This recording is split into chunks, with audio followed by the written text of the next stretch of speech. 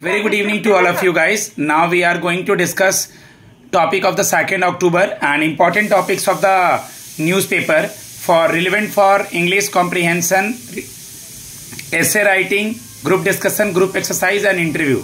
Today there are 3 participants. Start. Very good evening all of you. So today my topic is about RBI allows banks to fund M&As lend in rupee to residents of India's neighbors. Here M&A means mergers and acquisitions. So RBI will provide a framework, means it has started a significant framework for Indian banks to finance the mergers and also the acquisition that is done by Indian corporations, and they are authorizing the Indian banks.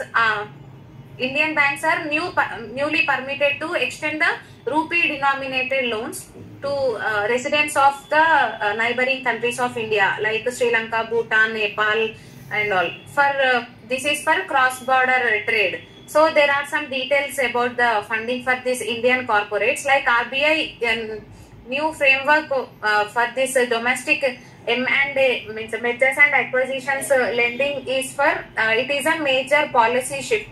And the Indian banks are also like previously restricted from directing these types of financing corporate takeovers.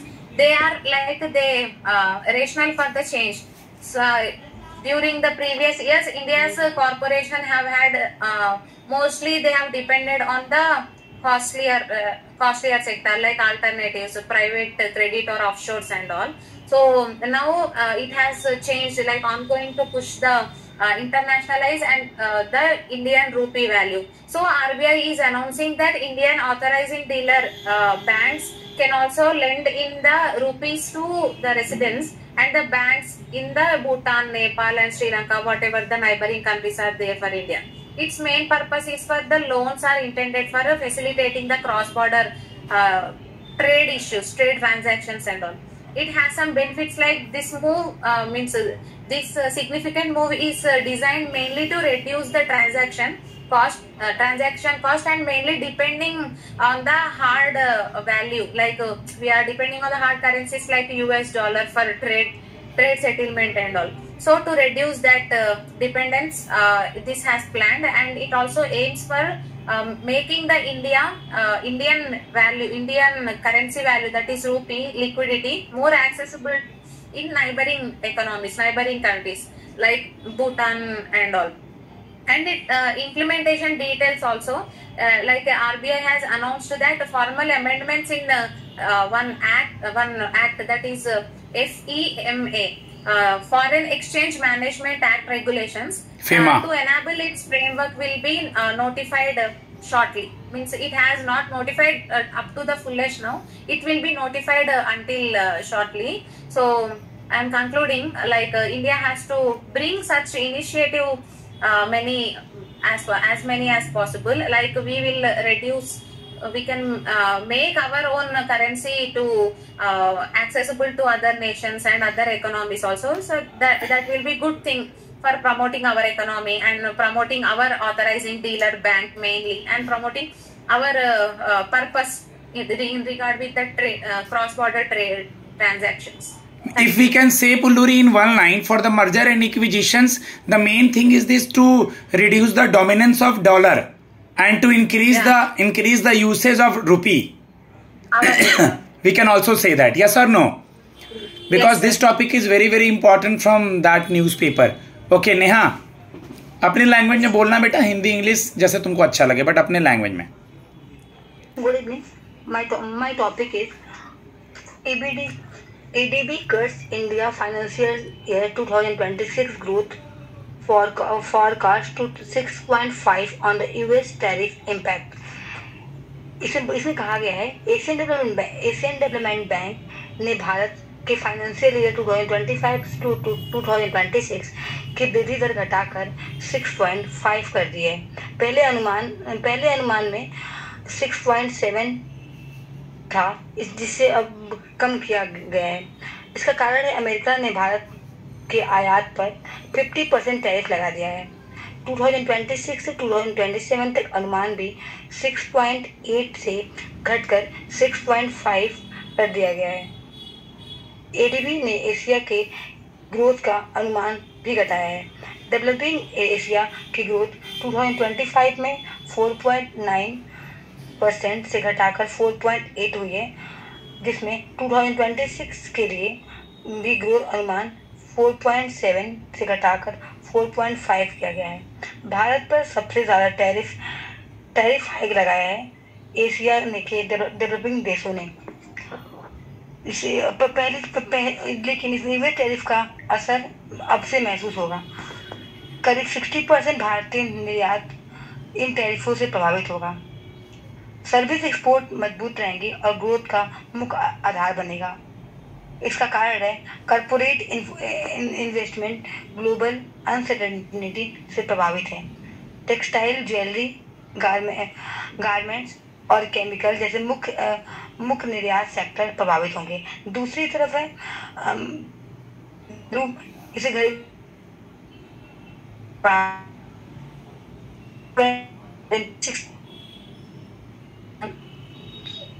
आवाज cut रहा है नेहा।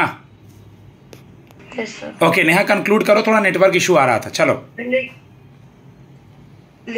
इसके inflation का अनुमान 4.2 कर दिया गया है।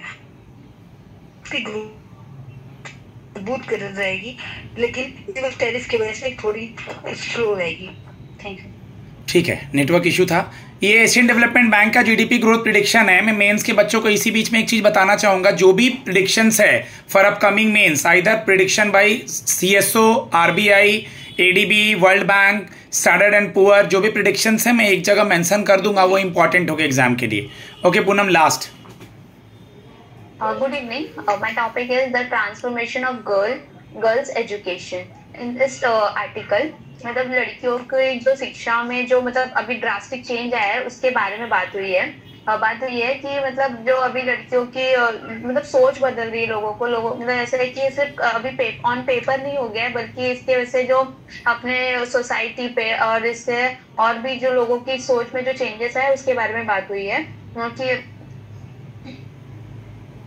जैसे सोच में बदलाव है लोगों के, मतलब शुरुआती घटना मतलब एक ये इंसिडेंट ये है कि एक बार मोदी जी सब मतलब सारी वीमेन से मिले थे, तो उनमें से उन्होंने पूछा कि कितने ऐसे वीमेन है जो एजुकेटेड है, तो उसमें से जो ओल्ड एज वुमेन थी उन्होंने तो उतना हाथ नहीं उठाया, बट जो अभी के न्यू जनरेशन वाले हैं उन्होंने ज्यादा लोगों ने हाथ उठाया। तो उससे ये पता चलता है कि जो अभी जो पुरानी सोच थी पहले कि बेटी पढ़ेंगी तो क्या करेंगी, अभी वो चेंज हो रही है। लोगों उसको चेंज किया जा रहा है अभी मतलब उनके, और ये जो है ये मोदी जी के नेतृत्व में हो रहा है। इसकी शुरुआत मतलब इसका एग्जांपल दिया हुआ है गुजरात से।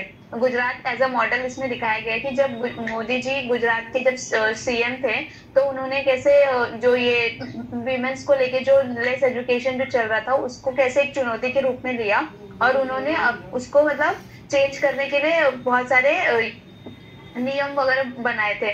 और फिर उसमें बताया गया है कि कन्या केलवणी ये अभियान भी चलाया था, जिसके इसमें लड़कियों को स्कूल एक मतलब स्कूल जाने का एक ये किया था, और लड़कियों को छोड़ने का जो ये मतलब मेन रीजन था कि वहाँ पे टॉयलेट की कमी होती थी स्कूल में, वो सब के बारे में भी बात की गई है। तो इससे बताया कि गुजरात ये मतलब विमेन्स एजुकेशन के इसमें 70% की से अप हुआ है, जो कि पूरे कंट्री में बोल सकते हैं कि 65% है, उससे काफी ज्यादा अच्छा है। और जो लड़कियां स्कूल छोड़ देती थी वो मतलब 20% से भी घट के वो 2% से भी कम हो गए।